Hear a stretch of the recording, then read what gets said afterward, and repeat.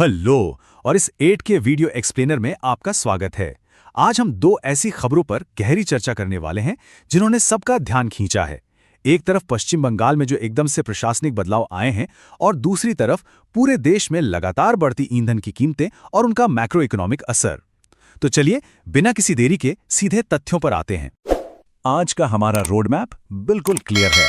पहला, बंगाल का bulldozer action. दूसरा, सड़क पर नमाज का विवाद।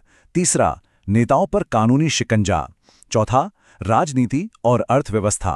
और आखिर में पांचवां, देश भर में महंगा होता ईंधन। तो चलिए शुरू करते हैं हमारे पहले टॉपिक से, बंगाल का बुलडोजर एक्शन। अब देखिए, यहाँ गौर करने वाली बात यह है कि यह नया जीरो टॉलरेंस अप्रोच है। नए प्रशासन ने बिल्कुल स्पष्ट कर दिया है कि अवैध निर्माण, अतिक्रमण और माफिया के खिलाफ सख्त से सख्त कार्रवाई होगी।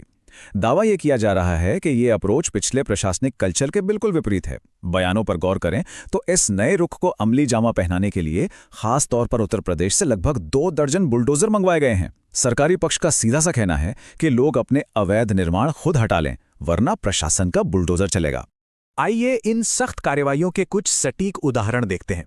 सिलीगुड़ी में एक अवैध रूप से बने क्लॉक टावर को गिरा दिया गया। फिर तिलजाला में एक अवैध चमड़ा फैक्ट्री थी जहां आग लगने से 2 मजदूरों की जान चली गई थी। वहां तो मुख्यमंत्री के आदेश पर सिर्फ 30 घंटे के अंदर बुलडोजर चला दिया गया। इसके अलावा कोलकाता में एक खेल के मैदान पर कब्जा करके बने दफ्तर को हटाया गया, जिसके लिए 2025 तक कोर्ट का आदेश आने के बावजूद तब कार्रवाई नहीं हुई थी। और नईहाटी में रेलवे की जमीन पर बने एक और दफ्तर पर भी यही एक्शन हुआ है। ये सभी अलग अलग लोकेशन साफ दर्शाती हैं कि प्रशासन की कार्रवाई इस वक्त कितनी तेज और सख्त है। अब बढ़ते हैं हमारे दूसरे अहम विषय की तरफ, सड़क पर नमाज का विवाद। हाल ही में प्रशासन ने सार्वजनिक सड़कों पर किसी भी तरह की धार्मिक गतिविधियों पर बिल्कुल कड़ी रोक लगा दी है। इस नए नियम के सीधे लागू होने की वजह से शुक्रवार की नमाज के दौरान प्रशासन और नमाजियों के बीच टकराव और काफी हंगामा भी देखने को मिला। आगे चलकर सार्वजनिक स्थलों का इस्तेमाल कैसे होगा, इस नियम का उस पर सीधा असर पड़ेगा। इस बेहद सेंसिटिव मुद्दे पर दोनों ही पक्षों के अपने अपने मजबूत तर्क हैं। एक तरफ प्रशासन का साफ कहना है कि सभी धार्मिक गतिविधियां और इबादत सिर्फ तय किए गए पूजा स्थलों यानी मस्जिदों आदि में ही होनी चाहिए। उनका मानना है कि अगर जगह कम पड़ती है तो 2 अलग अलग शिफ्ट में नमाज पढ़ी जा सकती है, ताकि दूसरे लोगों को सड़क पर तकलीफ ना हो। वहीं दूसरी तरफ प्रदर्शनकारियों का मानना है कि सड़क पर नमाज पढ़ने की उनकी एक लंबी परंपरा रही है और इस रोक-टोक को वे अपने संवैधानिक और लोकतांत्रिक अधिकारों के हनन के रूप में देख रहे हैं। चलिए अब आते हैं हमारे तीसरे टॉपिक पर, कानूनी शिकंजा या लीगल क्रैकडाउन्स। इस टाइमलाइन को देखकर हम समझ सकते हैं कि ये कानूनी गाड़ियां आपस में कैसे जुड़ती हैं। सबसे पहले आरजूकर मेडिकल कॉलेज केस में लापरवाही बरतने के आरोप में 3 आईपीएस अधिकारियों को निलंबित किया गया, जिसमें कोलकाता के पूर्व पुलिस कमिश्नर विनीत गोयल भी शामिल हैं। उसके ठीक बाद ईडी यानी एनफोर्समेंट डायरेक्टरेट ने कोलकाता पुलिस के डीसीपी शांतनु सिन्हा को वसूली और जमीन हड़पने के आरोप में गिरफ्तार कर लिया। और तीसरा सबसे बड़ा कदम था नेताओं पर कसा गया शिकंजा।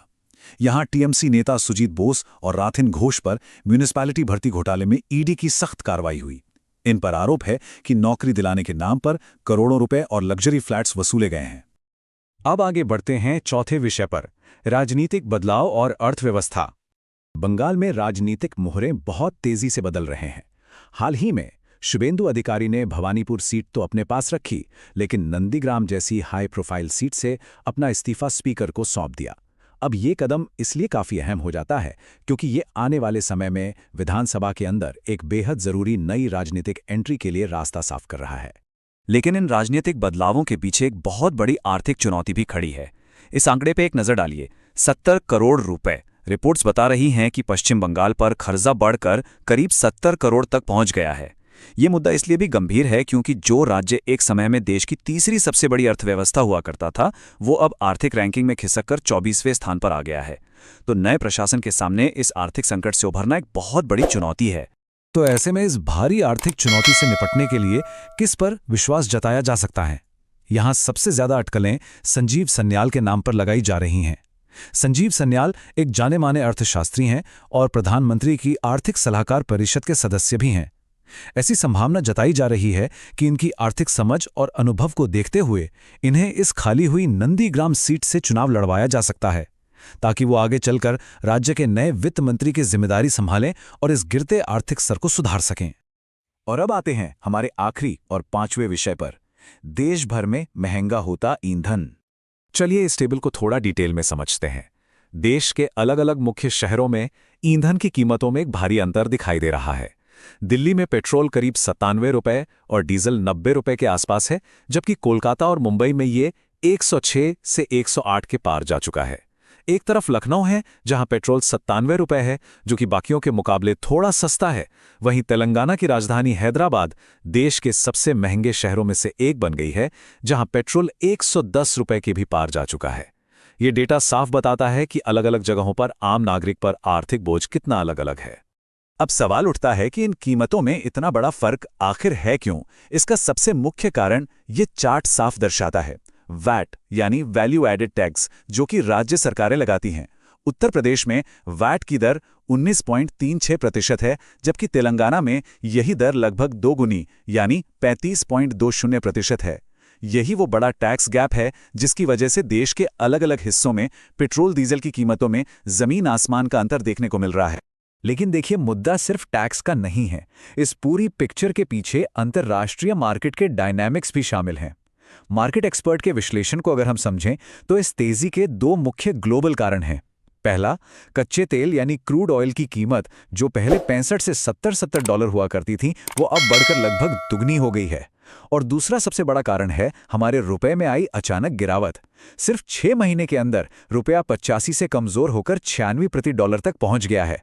ये वाकई एक चिंता का विषय है जो ट्रांसपोर्टेशन से लेकर हर रोजमर्रा की चीज को महंगा कर रहा है।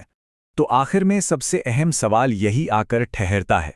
एक तरफ सख्त कानूनी कार्यवाही, बुलडोजर एक्शन और नए धार्मिक नियम जैसे एग्रेसिव प्रशासनिक बदलाव हो रहे हैं, और दूसरी तरफ मैक्रो इकोनॉमिक प्रेशर्स जैसे क्रूड ऑयल का बढ़ना और रुपए की गिरावट हर आम नागरिक की जेब पर असर डाल रही है। ऐसे में लोग इस जटिल स्थिति के बीच अपना रास्ता आगे कैसे बनाएंगे? क्या नए राजनीतिक विकल्प इन गंभीर आर्थिक चुनौतियों का समाधान बन पाएंगे, या ये बदलाव सिर्फ एक नया बोझ लेकर आएंगे? ये एक ऐसा सवाल है जो तय करेगा कि आगे हमारे समाज और अर्थव्यवस्था का रुख क्या होगा। इस एक्सप्लेनर में हमारे साथ बने रहने के लिए बहुत बहुत धन्यवाद।